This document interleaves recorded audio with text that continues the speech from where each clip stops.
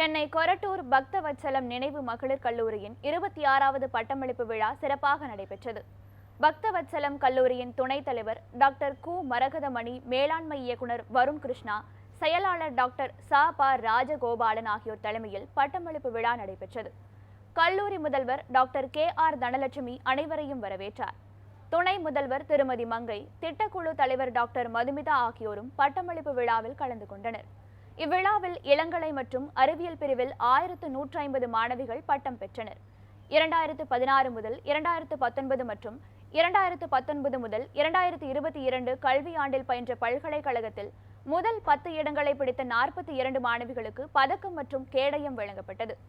இவ்விழாவில் சிறப்பு விருந்தினராக ஸ்ரீ ராமச்சந்திரா உயர்கல்வி மற்றும் ஆராய்ச்சி நிறுவனத்தின் பொது அறுவை சிகிச்சை பிரிவு துறை தலைவரும் பேராசிரியருமான டாக்டர் கே. பாலாஜி சிங் கலந்து கொண்டார்.